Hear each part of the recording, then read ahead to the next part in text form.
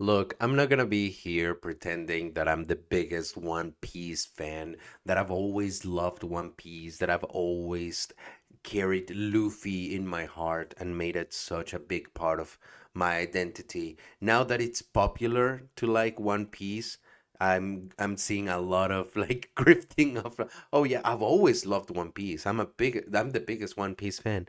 No, you've only seen the live action remake, the live action series on Netflix, and you liked it, and now you want some sort of like piece of the pie of everyone that actually spent 25 years watching this goddamn thing that apparently it's way more eternal than God himself.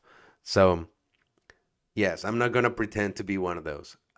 But I definitely liked the One Piece live action Netflix adaptation, and I started watching the One Piece anime because of it.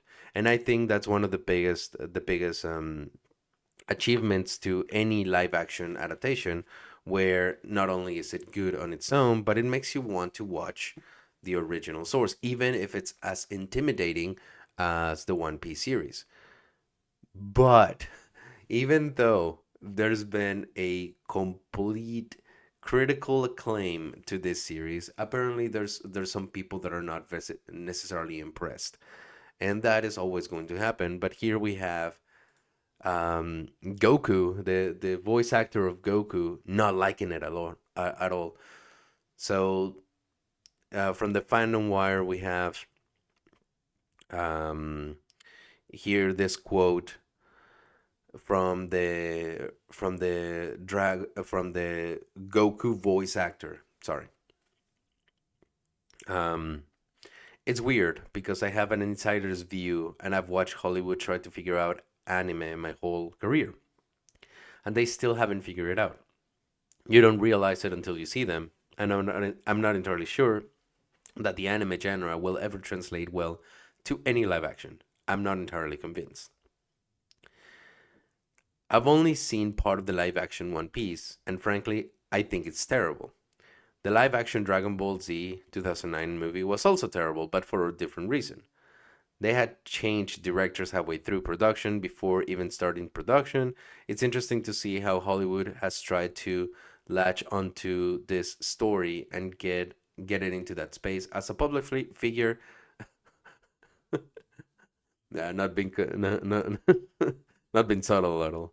I feel very nervous just saying I don't really like the live action One Piece is not necessarily the fault of the crew and the cast. Sean Shamel, it's is Goku's voice actor. So where is my take on all of this? I think this is one of the like shittiest takes I've heard from from anyone in regards of this series. Not because I'm necessarily simping for the series, but because I think he has a very um, limited perspective. Uh, whether whether you agree or disagree, objectively speaking, the Netflix live action One Piece is very good. Does it have plot holes? Yes. Conveniences? Yes. But you cannot deny that on its own, it works. It's a good piece of entertainment. Now, what Sean is talking about here is how Hollywood will never be able to create good live action. What the fuck is that? And honestly, I think this is where I can say with an objective point of view, I'm not entirely sure if he knows that there's been successful live action adaptations such as the Rurouni Kenshin movies or the Death Note movies. Alita Battle Angel was another example, and those were made by Hollywood. Well, the Death Note movies were not necessarily. They were done in Japan, but the Rurouni Kenshin were in collaboration with Warner Bros. And Alita Battle Angel obviously was done here in America. So there's cases where they do work.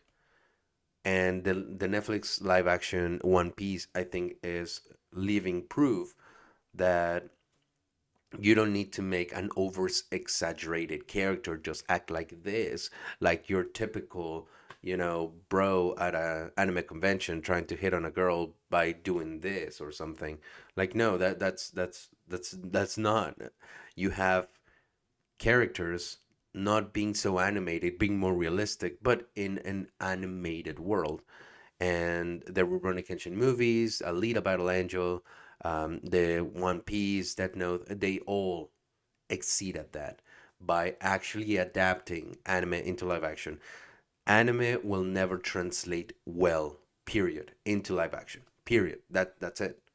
But I don't know if Sean is expecting the characters to have like their over exaggerated mannerisms that they do have in animation. That is never going to translate very well. Ask Cowboy Bebop.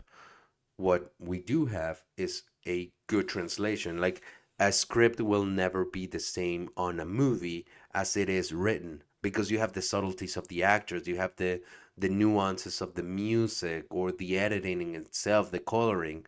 So there's an adaptation. There's going to be some translating that happens from one medium to the other. So obviously you're never going to have the over exaggerated animated characteristics of the anime translated well into live action, because humans don't act that way. We are not that way.